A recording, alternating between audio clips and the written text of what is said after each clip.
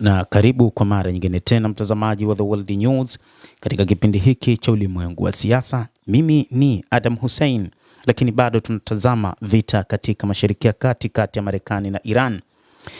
Vita vya mlango wa bahari wa Hormuz vinazidi kutikisa katika kanda ya Ghuba, na ni kutokana na mashambulizi mapya ya Marekani dhidi ya miundombinu ya Iran yamechochea majibu makali kutoka kwa Tehran katika mataifa ya Ghuba, huku hofu ikiongezeka kuhusu usalama wa mlango wa bahari wa Hormuz na athari zake kwa biashara ya mafuta duniani. Pigano kati ya Marekani na Iran yameingia katika hatua mpya baada ya Washington kupanua mashambulizi yake kutoka malengo ya kijeshi hadi miundombinu muhimu kusini mwa Iran, huku Tehran ikijibu mashambulizi dhidi ya maeneo yenye maslahi ya Marekani katika nchi sita za Ghuba.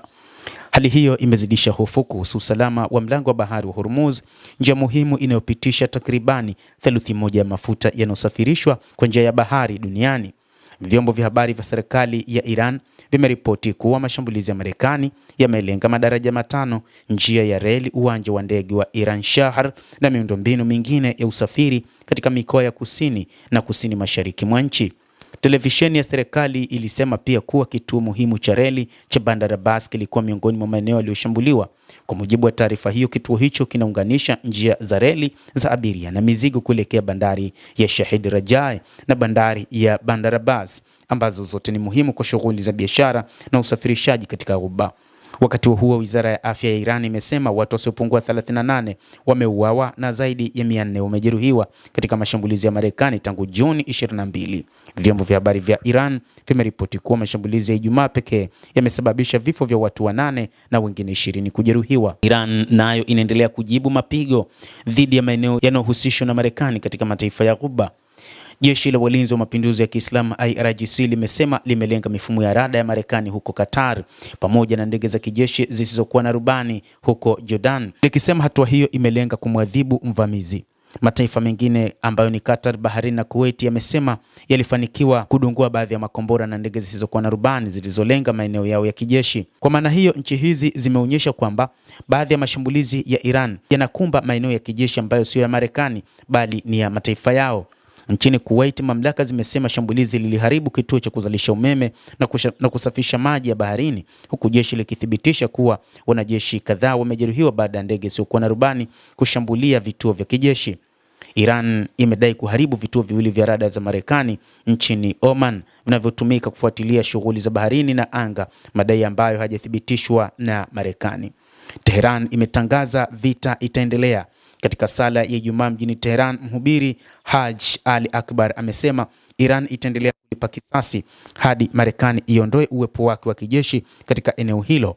Akbar amesema hatua ya kwanza ya kulipiza kisasi ni kuadhibu wote waliohusika na mashambulizi dhidi ya Iran, huku akisisitiza kuwa kuondolewa kwa kambi za kijeshi za Marekani Mashariki ya Kati ni sehemu ya mkakati wa Tehran. Kauli hiyo imekuja huku kamanda wa kikosi cha anga cha Walinzi wa Mapinduzi ya Kiislamu ya Iran, Jenerali Majid Mousavi, akiahidi kuwa mashambulizi dhidi ya Marekani na washirika wake yataendelea hadi operesheni za Marekani katika pwani ya kusini ya Iran na eneo la mlango wa bahari wa Hormuz zitakapositishwa. Jeshi la Marekani limesema vikosi vyake vimepanda kwenye meli kutoka Ghuba ya Oman, ikiwa ni sehemu ya utekelezaji wa mzingiro mpya dhidi ya bandari za Iran. Kamandi kuu ya jeshi la Marekani CENTCOM pia imesema imezielekeza upya meli 3 zilizokuwa zikijaribu kukwepa zuio hilo. Washington inasema hatua hizo zinalenga kuzuia Iran kutumia mlango wa bahari Hormuz kutishia biashara ya kimataifa na usafiri wa nishati. China pamoja na Pakistan zimetaka mazungumzo yaendelee.